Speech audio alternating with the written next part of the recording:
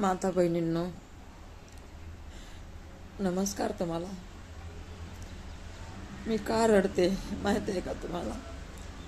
आज माझा मुलगा दुनियामध्ये नाही आहे, आम्हाला सोडून गेलेला आहे. माझा मुलगा एवढा गुणी होता, पण माझा मुलगा आज या दुनियामध्ये नाही आहे. मी वाटेन ते प्रयत्न केले, पैसा पाण्याहून वाचला. रात दिवस मेहनत करून पैसा तर काही जमा नव्हता केला. कसा काळ आला आणि माझ्या मुलाला घेऊन गेला. ह्या आईचा आत्मा एवढा रडतय, रात दिवस रडतय. मी माणसापुढे रडत नाही, देवापुढे बसून रडते.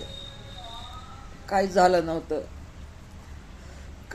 नव्हतं. पोटाला सूज आली होती म्हणून दवाखान्याला नेलं. तिथं 50,000 खर्च केला, तिथं फरक नाही पडला. दुसऱ्या दवाखान्याला नेलं, तिथं म्हणले 10,000 एक इंजेक्शन मारावं लागन. 3 दिवस 10,000 इंजेक्शन दिले.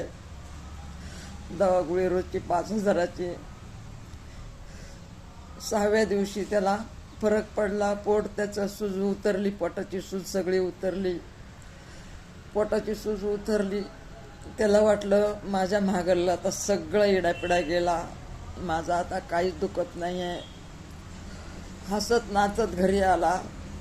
कितीतरी रागूसारखं पोपटासारखं गुलू बोलायला लागला. आम्ही म्हणलं, अरे दवाखान्यातून आलास, एवढं नको बोलू. पण ते काय ऐकत नव्हता. त्याला कितीतरी खुशी वाटायला लागली की माझी पोटाची सूज कमी झाली आहे. कितीतरी खुश झाला.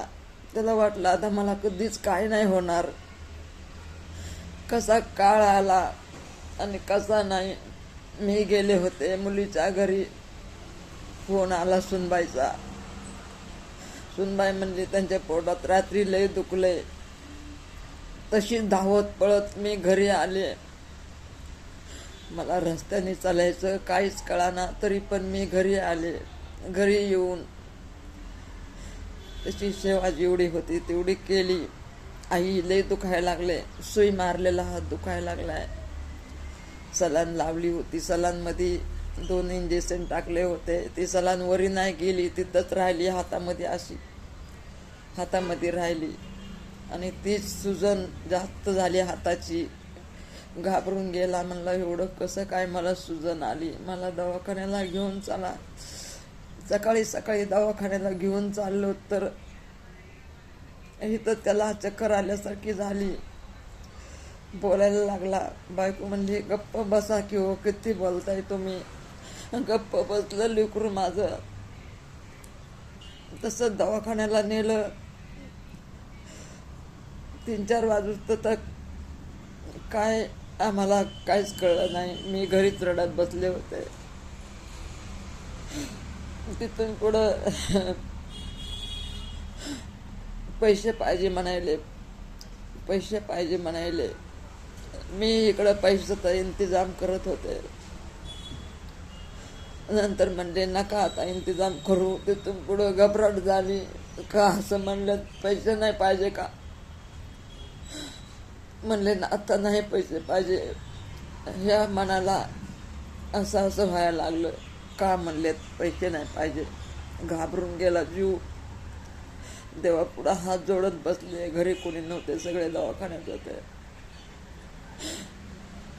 मन माझं एवढं रडायला लागलं, काय झालं असं.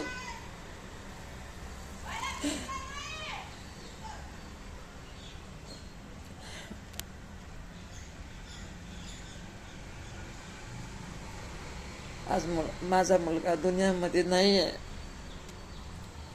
पाण्याच्या घोटाशी याद येते. सारखं रडत बसते रात दिवस. लाडा कौतिकाचे माझं मूल होतं ते. काही कमी नव्हती केली मी त्याला. मनांना तेच पुरवायचे, सगळी इच्छा पूर्ण करायचे. पैसे नसले तरी काय पण कामं करायचे, सगळी इच्छा पूर्ण करायचे. ते मुलगा माझा आज हे जगामध्ये नाही आहे.